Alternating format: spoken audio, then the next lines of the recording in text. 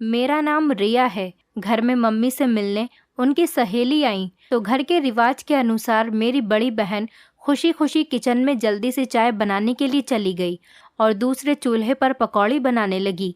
इतनी देर में मेरी दूसरी बहन और नाश्ता तैयार करने लगी। एक ट्रे में सारे बर्तन, नमकीन, बिस्किट वगैरह सेट कर चुकी थी और अगले 15 मिनट बाद खुशी दीदी सजी सजाई ट्रे को लेकर मम्मी के रूम की तरफ जाने लगी थी। तभी रास्ते में उनका पैर अटक गया और वो और ट्रे दोनों गिर गए। अचानक से शोर सुनकर जब मम्मी बाहर निकली तो दीदी को देखकर उनके चेहरे के भाव बदल गए। दीदी डरी सहमी सी मम्मी को देखने लगी।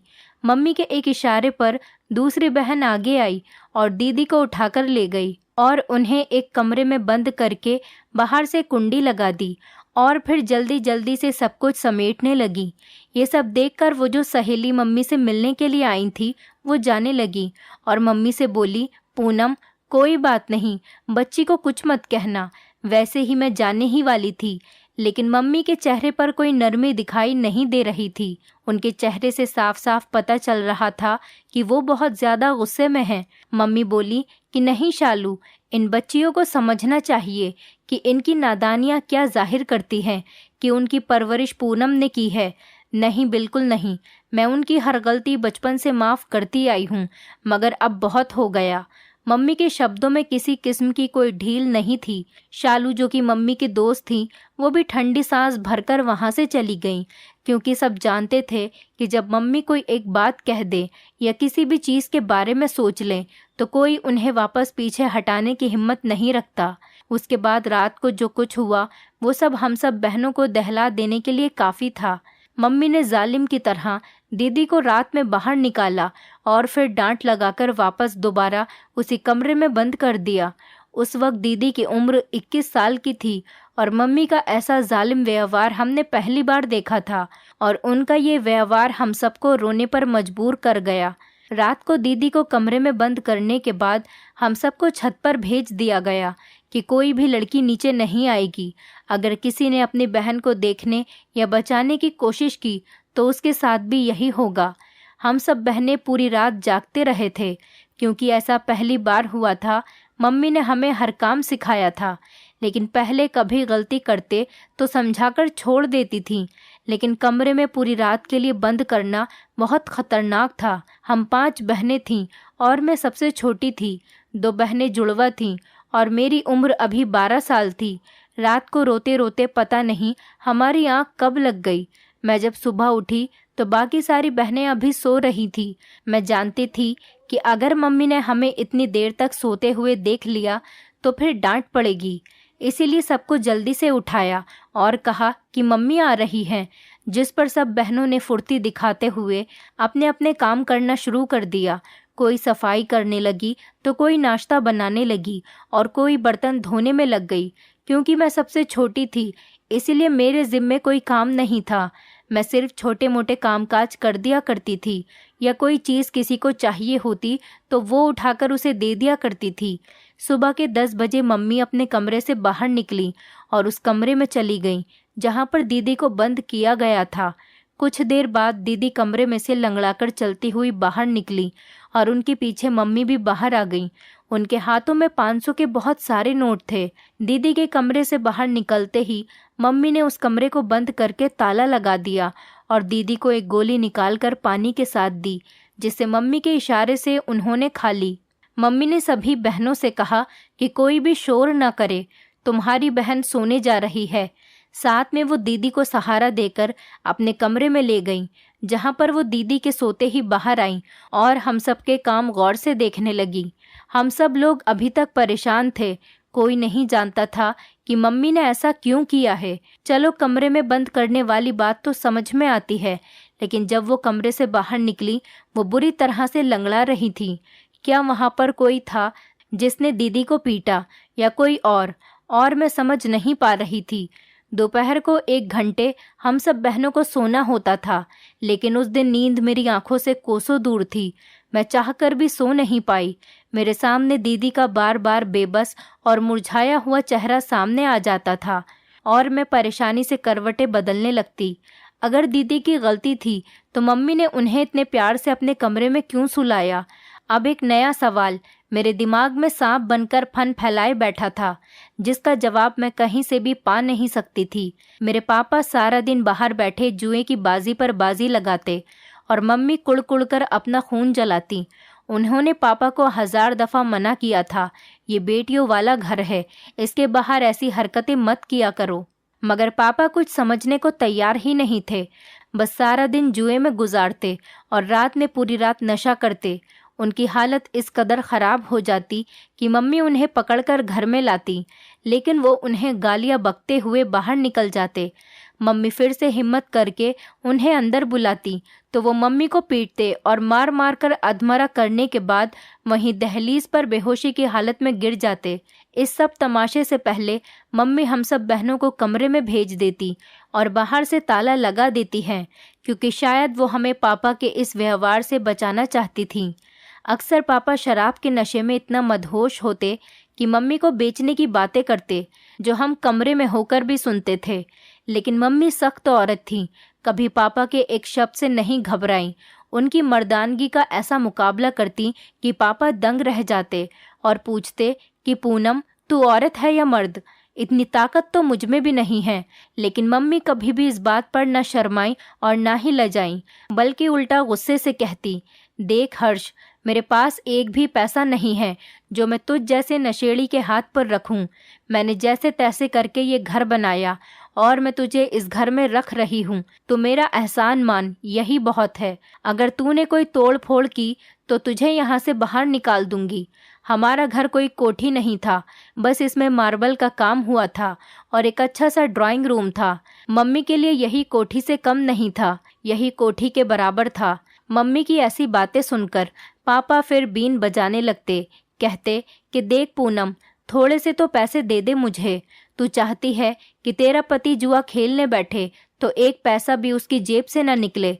लेकिन मम्मी की ना कभी हाँ में नहीं बदली थी। फिर रात के नशे में जब पापा मम्मी को कट लगाते, अलमारी में पड़े सारे पैसे पापा को दे देती थी। लेकिन अगले दिन मम्मी के पास फिर ढेरों पैसे होते थे। हम सब बहनें हैरान तो होती कि पापा भी नहीं कमाते और मम्मी भी कोई काम नहीं करती, लेकिन फिर इतने पैसे कहाँ से आ जाते हैं? मगर ये बात मम्मी से पूछने की किसी में भी हिम्मत नहीं थी। हम सब मम्मी से बहुत ज़्यादा डरते थे और ये खौफ दुगना हो जाता जब पापा हमारे सामने आ जाते। एक तो वो हर वक्त नशे में रहते और दूसरा मम्मी भी बहुत ज़्यादा बुरा मानती थी कि तुम्हारे पापा के सामने तुम में से कोई भी नहीं आए। तुम अपने पापा के सामने कम से कम आने की कोशिश करो और जब वो नशे में हो तो बिल्कुल ही दरवाज़ा बंद करके बैठ जाओ। हम सबको मम्मी की बात हर हाल में माननी होती। मम्मी हम सबको छत पर सुलाकर जिस कमरे में दीदी को बंद किया था उस कमरे में ताला लगा देती और खुद बाहर बैठी रहती। हम सब बहनों ने 1-2 बार दीदी से पूछने की कोशिश की थी कि तुम्हारी टांग को क्या हुआ था, तुम क्यों लंगड़ा रही थी, जिस पर वो चुप करके सर झुका गई और कुछ नहीं बोली। दीदी की खामोशी पर सारी बहनों ने उनसे पूछना ही बंद कर दिया। लेकिन मेरे अंदर बहुत सी बातें चल रही थी। मैंने तकरीबन दीदी से 3 दिन सर खपाया, लेकिन वो टस से मस नहीं हुई और मुझे कुछ भी नहीं बताया। आखिर एक दिन जब मैंने उन्हें बहुत ज़्यादा तंग किया तो उन्होंने मेरे मुंह पर एक थप्पड़ मार दिया और फिर चिल्लाकर बोली, तुम अभी छोटी हो, अच्छे से काम किया करो, किसी काम में कोई गलती मत करना, वरना मेरी जैसी सज़ा तुम्हें भी मिलेगी। और अब भगवान की कसम है तुम्हें, मुझसे मत पूछना कि क्या हुआ था मेरे साथ। मैं अपना सवाल भूल गई और मैं बहुत ज़्यादा गुस्सा हो गई दीदी से और गुस्से में ही कमरे से बाहर आ गई। मुझे इतना ज़्यादा गुस्सा आ रहा था और उसके साथ रोना भी आ रहा था। बार बार दिल में यही बात आती कि क्या था, बस मैंने तो यही पूछा था कि तुम लंगड़ाकर क्यों चल रही थी, ऐसी क्या सज़ा दी मम्मी ने। मगर दीदी ने कितनी ज़ोर से थप्पड़ मारा। अब कभी मैं उनसे बात नहीं करूँगी। इसी तरह रोते रोते मैं सो गई। मुझे लगा था कि मेरे बात ना करने से मेरी बहन को फ़र्क पड़ेगा, मगर उसे तो किसी चीज़ से भी फ़र्क नहीं पड़ता था सिवाय मम्मी के। मम्मी के एक इशारे पर वो खड़ी हो जाती, मम्मी के एक इशारे पर वो बैठ जाती। अब मम्मी रोज़ ही उसके कामों में कमियां निकालती। अगर कहीं मिट्टी का एक ज़र्रा भी दिखाई पड़ जाता तो मम्मी दीदी को उस कमरे में भेज देती और अगले दिन बेचारी लंगड़ाते हुए चलकर बाहर निकलती। मुझे ये देखकर दीदी के लिए तरस भी आता था और मम्मी के लिए नफरत बढ़ जाती थी। अगर सज़ा ही देनी थी तो फिर सुबह को आराम की गोली क्यों खिलाती थी बेचारी दीदी को। मेरा गुस्सा भी 6-7 दिन में ख़त्म हो चुका था, क्योंकि मुझसे बहन की तकलीफ देखी नहीं जाती थी। एक दिन जब मेरी दूसरी बहन तनु से सब्जी जल गई तो मम्मी बहुत ज़्यादा गुस्सा हुई और रात के समय मेरी उस बहन को भी उस कमरे में बंद करके ताला लगा दिया। खुद हम सब बहनों को छत पर भेजकर खुद बाहर कुर्सी रखकर बैठ गईं। हम सब बहनों को अब आदत हो चुकी थी तो हम सब बहनें सो गईं, मगर रात को सूसू करने के लिए जब मेरी आँख खुली तो खुशी दीदी घुटनों में सर दिए बैठी थी। मुझे लगा शायद उनकी टांग में दर्द हो रहा है, तभी वो ऐसे बैठी हैं। जल्दी से दीदी के पास गई और उनका सर उठाया तो वो बेआवाज़ बहुत बुरे तरीके से रो रही थी। मैं घबरा गई कि हे भगवान, ज़्यादा दर्द न हो रहा हो। वैसे भी पापा नशा करके पड़े हुए होंगे तो दीदी को डॉक्टर के पास कौन लेकर जाएगा। दीदी, क्या हुआ है? दर्द हो रहा है? मैं मम्मी को बुलाऊं? दीदी ने मेरी पहली बात पर कोई जवाब नहीं दिया, लेकिन जब मैंने मम्मी को बुलाने की बात की तो वो चौंक गईं और जल्दी से अपने आंसू पोंछ लिए। कहने लगी, नहीं रिया, मम्मी को नहीं बुलाना और मेरे दर्द नहीं हो रहा, मैं किसी और वजह से रो रही हूँ। ये बात सुनकर मेरा शक फिर से अंगड़ाई लेकर जाग चुका था। और कौन सी बात है दीदी, मुझे भी बताओ। मैं धीरे से दीदी के और करीब आ गई, क्योंकि मुझे ऐसा लग रहा था कि आज दीदी मुझे सब कुछ बता देंगी। तभी मैं इतने जोश में आ गई थी, लेकिन ऐसा नहीं हुआ। दीदी ने फिर एक बार मेरी उम्मीदों पर पानी फेर दिया और मुझे कुछ भी नहीं बताया। वो मुझसे सिर्फ इतना बोली, रिया, तुम कोई भी गलती कभी मत करना, इतना अच्छा काम करना कि तुम्हें मम्मी कभी भी कोई भी सज़ा न दे सके। मैं उनकी बातें ध्यान से सुन रही थी। फिर पूछा, दीदी तुम क्यों रो रही हो? मैं उनकी बात पर बहुत ज़्यादा हैरान थी। तभी दीदी के दिल से मचलता हुआ सवाल ज़बान पर ले आई, कुछ नहीं, बस मुझे तनु की फिक्र है, जिसे मम्मी ने कमरे में बंद कर दिया है। मैं इसीलिए रो रही हूँ। बेचारी कैसे रहेगी वहाँ? मुझे दीदी की बात से बस थोड़ी सी सहमति थी। दुख तो होना चाहिए, लेकिन तुम भी तो देखो, तनु दीदी ने सब्जी कितनी बुरी तरीके से जलाई और नतीजे में हमने आज रात का खाना भी नहीं खाया। मुझे सब्जी जलने का बहुत बुरे तरीके से दुख था। आज मेरा मनपसंद खाना बन रहा था, जिसकी वजह से मम्मी ने उसको कमरे में बंद कर दिया था। मुझे मेरे दुख में तनु दीदी की सज़ा भी सही लग रही थी। मेरी बात पर दीदी की रोती हुई आंखें एकदम से छोटी हुई और फिर अगले ही पल उन्होंने मेरी कमर पर एक ज़ोरदार घूंसा मार दिया। कितनी खुदगर्ज हो तुम रिया, उधर तुम्हारी बहन को सज़ा मिल रही है और तुम ऐसी बातें करके मेरा दिल जलाने पर तुली हुई हो। भगवान से दुआ करो कभी तुम पर ये वक्त ना आए जब तुम्हें पता चलेगा कि असली गम क्या होता है। मेरा सारा गुस्सा झाग की तरह बैठ गया। मैं अपनी दीदी को घूरती हुई वापस अपनी जगह पर आकर लेट गई। मैं ये कहती हुई लेट गई कि करवा ले मुझसे अब अपने छोटे मोटे काम, आई बड़ी कहीं से। मेरी यही परेशानी थी, मैं बहुत ज़्यादा जज्बाती थी। अगले दिन जब मम्मी ने तनु दीदी को भी कमरे से बाहर निकाला तो उन्हें एक गोली देकर अपने कमरे में सुला दिया और हम सब बहनों को मना कर दिया कि शोर बिल्कुल भी मत करना। अगर किसी ने शोर किया तो अच्छा नहीं होगा। मम्मी के शब्द हमें हमेशा ही डरा देते थे। तो मैं भी दुबक कर एक कोने में बैठ गई। मैंने सोच लिया था शाम को तनु दीदी से पूछूंगी। वो थोड़ी ना दीदी की तरह हैं जो कुछ बताए ही ना। मुझे यकीन है आज सब कुछ पता चल जाएगा।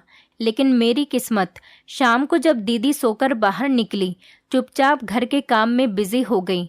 मैं जो कामों से दूर भागती थी, जल्दी से अपनी बहन का हाथ बटाने लगी और बातों ही बातों में पूछा, तनु दीदी क्या हो रहा है? आपकी टांग को ज़्यादा दर्द हो रहा है तो मैं दबा दूं? लेकिन दूसरी तरफ बिल्कुल खामोशी थी। मैंने 3-4 बार यही बात पूछी, लेकिन जब वहाँ से कोई जवाब नहीं आया तो मैं चेत गई और गुस्से से बोली कि पता नहीं भगवान बड़ी बहनें बनाता ही क्यों है, जिससे कुछ भी पूछो बस चुप्पी ओढ़ खड़ा ही है। खुशी दीदी से पूछा तो वो कुछ नहीं बताती, तुमसे पूछूं तो तुम भी चुप हो। मेरी बात सुनकर उन्होंने बहुत दुख से कहा, रिया, अगर हम इसी एक ही बात का जवाब नहीं दे रहे तो क्या ये अच्छी बात नहीं? तुम ये सवाल बार बार न करो। इन सब बातों का जवाब ना देने की भी एक वजह है और तुम अभी बहुत छोटी हो। फालतू सवाल जवाब करने से अच्छा है तुम अच्छे से काम किया करो। प्रार्थना करो कि कभी तुमसे कोई गलती न हो। इतना कहकर तनु दीदी की आंखों में आंसू आ गए और मैं भी डरकर वहां से चली आई। ये क्या, हर कोई प्रार्थना ही करवा रहा था कि मुझसे कोई गलती न हो। क्या पता मम्मी कैसी भयानक सजा देती हों। इसीलिए बेहतर है मुझे सच में कोई गलती नहीं करनी चाहिए। मैं रात को लेटे हुए ये सब सोच रही थी जब इन बातों ने मुझे डराकर रख दिया। अगली सुबह उठी तो हमारे घर में मजदूर काम कर रहे थे। हम सब बहनें बहुत हैरान हुई। अभी 3 महीने पहले ही तो मम्मी ने ये घर गिराकर दोबारा बनवाया था, फिर अब क्यों मजदूर बुलवाए गए हैं? मैंने मम्मी से पूछा तो उन्होंने मुझे गुस्से वाली निगाहों से घूरा और सख्त लहजे में बोली, अंदर जाओ। मैं मम्मी से सहम कर कमरे में चली गई। हमारे घर में अगर कोई अनजान मर्द आता तो हमारी मम्मी ने सख्ती से मना कर रखा था, उसके सामने किसी को भी नहीं आना है, सब लड़कियां अंदर रहेंगी। लेकिन मैं खुद को सबसे छोटी समझती थी, इस बात का फायदा भी उठा लेती थी बाकियों के मुकाबले। मम्मी मुझसे ज़रा नरमी से बात करती थी, लेकिन इतनी भी नहीं कि मैं सर पर ही चढ़ जाऊं। हम पूरा दिन कमरे में रहते और खाना भी कमरे में ही खाया करते। मम्मी ने खाना होटल से मंगवाया और हमें कमरे में ही दे दिया। मैं अंदर एक ही कमरे में बैठ कर थक चुकी थी, लेकिन हम सब इस बात से अनजान थे कि वो आखिर क्या बनवा रही हैं, ऐसा क्या खास है। लेकिन ये राज भी रात को खुला, वो भी पूरा नहीं, बस आधा अधूरा। रात को मजदूरों के जाने के बाद जब हम बाहर आए तो एक कमरे में सरिये बंधे हुए थे।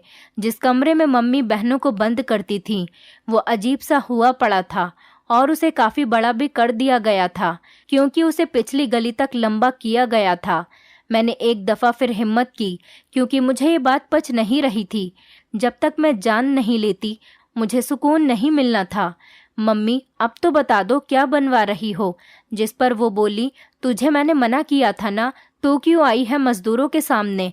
आज के बाद कोई गलती की ना तो टांगे तोड़ दूंगी। तभी एकदम से खुशी दीदी और तनु दीदी का लंगड़ा के चलना याद आया और मैं डर की वजह से चुप हो गई। अच्छा, माफ कर दो मम्मी, लेकिन बता तो दो, मैं बेटी नहीं हूँ तुम्हारी अच्छी वाली। जहाँ पर कुछ और काम नहीं आए वहाँ पर मक्खन लगाना बहुत अच्छा है। मैंने भी यही तरकीब लगाई और मासूम बनकर पूछा तो मम्मी कहने लगी, जेल बनवा रही हूँ तुम सबके लिए।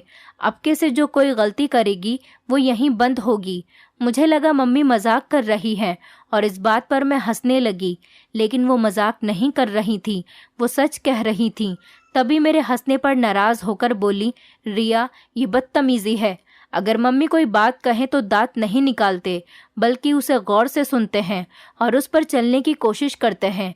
अगर आज के बाद तुमने कभी ऐसा व्यवहार अपनाया तो मुझसे बुरा कोई नहीं होगा और सबसे पहले मैं तुम्हें ही इस जेल के अंदर बंद करूंगी। मम्मी की इस बात ने एकदम से मेरी हंसी को ब्रेक लगवा दिए और मैं डरी हुई नजरों से उन्हें देखते हुए बोली, मम्मी, क्या तुम सच कह रही हो? लेकिन इस बार वो नहीं बोली और मुझ पर एक गुस्से की निगाह डालते हुए अपने कमरे में चली गईं। पीछे से दीदी ने मेरा हाथ पकड़ा और अपने कमरे में ले गईं। रिया, पागल क्यों बनी बैठी हो? कितनी बार तुम्हें मना किया है कि फिजूल सवाल मत किया करो। अगर मम्मी को गुस्सा आ गया तो बहुत बुरा होगा तुम्हारे साथ। तुम समझते क्यों नहीं हो? तुम इन सवालों का पीछा क्यों नहीं छोड़ती हो? 1000 बार मैं तुम्हें मना कर चुकी हूँ, लेकिन तुम हो कि अपनी बात पर अड़ी हुई हो। रुक जाओ, मत करो पीछा इन बातों का। एक दिन खुद पता चल जाएगा, फिर तुम रोती फिरोगी। दीदी बहुत ज्यादा रो रही थी और मुझे खुद पर गुस्सा आया। मैं क्यों इन बातों के पीछे भाग रही हूँ, जबकि ये बातें अच्छी भी नहीं हैं, ये जानते हुए भी कि दोनों बहनों के क्या हाल हुए। मैं बस अपने शक के पीछे बार बार तनु दीदी और खुशी दीदी से पूछकर उन्हें तकलीफ दे रही हूँ। उस रात मैंने दीदी से वादा किया कि आज के बाद मैं इस बारे में किसी से नहीं पूछूंगी और हर काम बहुत अच्छा करूंगी। मम्मी को कभी शिकायत का कोई मौका नहीं दूंगी। बस इस बार मुझे माफ कर दो, मैंने तुम दोनों का दिल दुखाया है। दीदी इस बात से बहुत ज्यादा खुश हुई। अपने बेड के नीचे से 500 रुपये निकाल कर मुझे दिए। मैं हैरान रह गई, उनके पास इतने सारे पैसे कहाँ से आए? मम्मी तो हम में से किसी को भी खर्चा नहीं देती थी। मैंने दीदी से पूछा तो वो मुस्कुरा दी और बोली, तुमने देखा है ना कि जब मैं कमरे से बाहर आती हूँ तो मम्मी 500 के कितने नोट उठाती हैं। मैंने इस बात पर जल्दी से सर हाँ में हिला दिया। दीदी कहने लगी, मैंने भी उन्हीं पैसों में से कुछ उठा लिए थे। अब ये तुम्हारे हुए क्योंकि तुम मेरी बात मान रही हो, और अगर तुमने मुझसे किया वादा तोड़ा तो मैं उसी दिन तुमसे हमेशा हमेशा के लिए खफा हो जाऊंगी और कभी बात नहीं करूंगी। मैंने उन्हें यकीन दिलाया कि कभी भी ऐसा नहीं होगा कि मैं तुम्हारे साथ किया हुआ वादा तोड़ूं। मैंने उस रात सबको ये यकीन दिला दिया कि इस बारे में आज के बाद कोई बात नहीं करनी। अगर मैं ऐसे ही पूछती रही तो मम्मी मुझे ही जेल में न डाल दें। अगले दिन फिर मम्मी ने हम सबको कमरे में बंद कर दिया क्योंकि पापा अपने किसी दोस्त के पास गए थे और सुबह के वक्त वापस आए थे। उस दिन भी पापा ने मम्मी से पैसे मांगे और मम्मी ने देने से मना कर दिया, जिस पर दोनों के बीच में एक बहुत बड़ा झगड़ा हुआ। यहाँ तक कि पापा मम्मी को मारने पीटने लगे और मम्मी पापा से अपना बचाव करने की कोशिश करने लगी। लेकिन पापा ने स्टील का फूलदान उठाया। जैसे ही वो फूलदान मम्मी के सर पर मारने के लिए लपके, वैसे ही उनका पैर बुरी तरह से फिसल गया। पैर फिसलते ही पापा का खुद का सर जमीन पर लगने से फट गया। मम्मी जल्दी से गली में ही मौजूद डॉक्टर के पास गई। डॉक्टर ने बताया कि पापा का देहांत हो चुका है। ये सुनकर मम्मी बहुत ज़्यादा रोई और हम सब बहनों को भी कमरे से निकाल दिया कि जिस आदमी से मैंने तुम्हें छुपाने की कोशिश की, आज वो इस दुनिया में नहीं रहा। अब कोई ज़रूरत नहीं तुम लोगों को छुपाने की। बाहर आओ, आकर देखो अपने पापा को। मैंने उस दिन मम्मी को पहली बार रोते हुए देखा था, वरना वो तो परेशानी में भी अपने माथे पर एक शिकंज पड़ने नहीं देती थी। हम सब बहनें हमेशा पापा से दूर रहे, लेकिन मुझे भी बहुत ज़्यादा रोना आ रहा था। आखिर जो भी थे, जैसे भी थे, हमारे पापा थे। पापा के देहांत के चौथे दिन ही मम्मी की हालत ठीक हो गई और घर में जो जेल बनने का काम अधूरा रह गया था, मजदूर उस काम को पूरा करने के लिए वापस आ गए। देखते ही देखते 5 दिनों के अंदर जेल तैयार हो चुकी थी।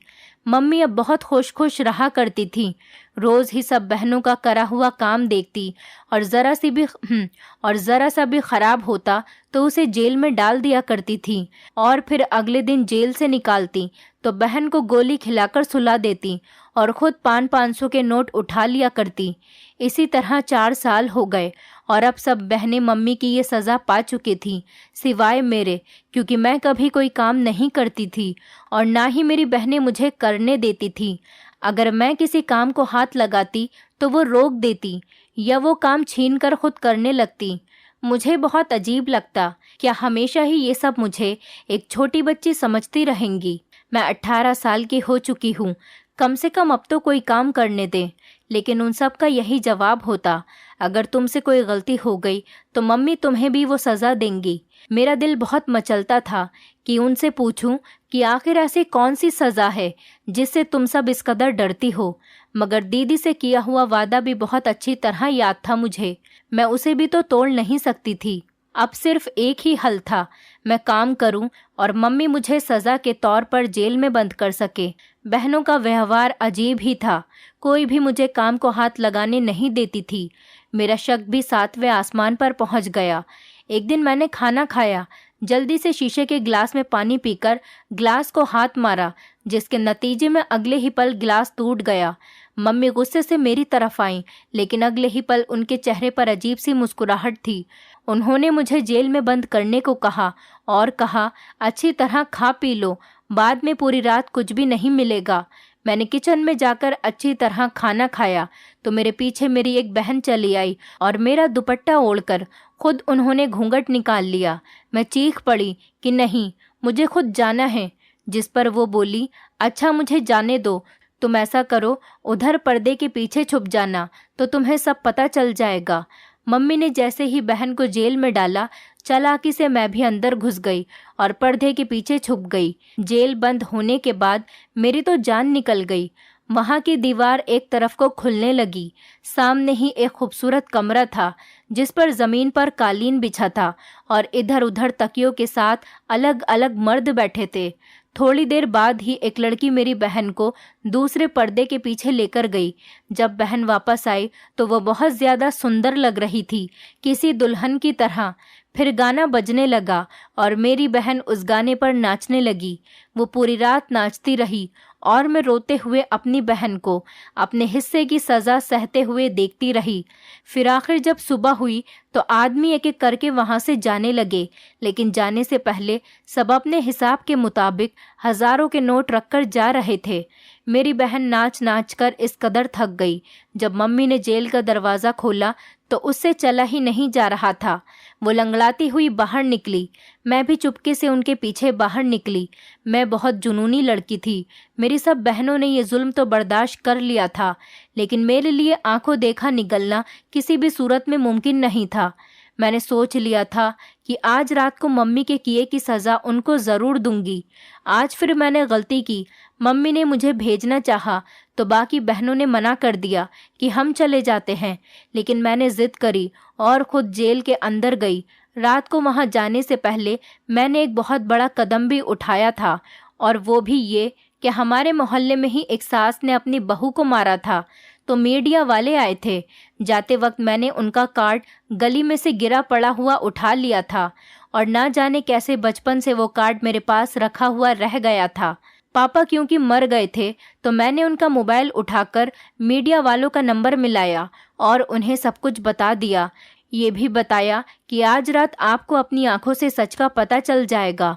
वो लोग मेरी बात पर यकीन करके आ गए, और जैसे ही मम्मी मुझे जेल में लेकर गईं, वो भी पीछे कैमरा लिए चले आए और मम्मी की करतूतों को कैमरे में रिकॉर्ड कर लिया।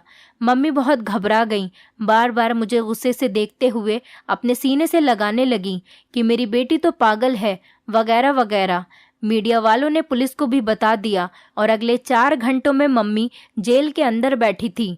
मेरी सब बहनें मुझसे बुरी तरह नाराज़ थीं कि मम्मी के साथ ऐसा क्यों किया, मगर मैं चुप थी। मैंने कोई जवाब नहीं दिया। मैं बस अपनी बहनों को बचाना चाहती थी।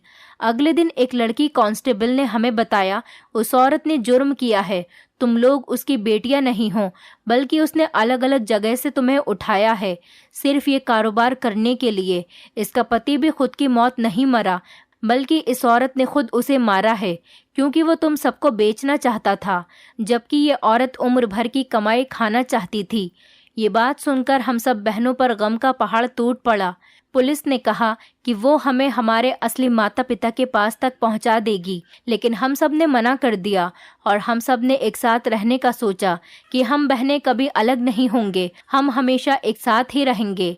दोस्तों, उम्मीद करती हूँ आपको हमारी कहानी पसंद आई होगी। कहानी पसंद आई है तो वीडियो को लाइक करें, चैनल पर नए हैं तो चैनल को सब्सक्राइब करें, और हाँ, नोटिफिकेशन बेल को ज़रूर दबाएं ताकि अगली अपडेट सबसे पहले आपको मिले।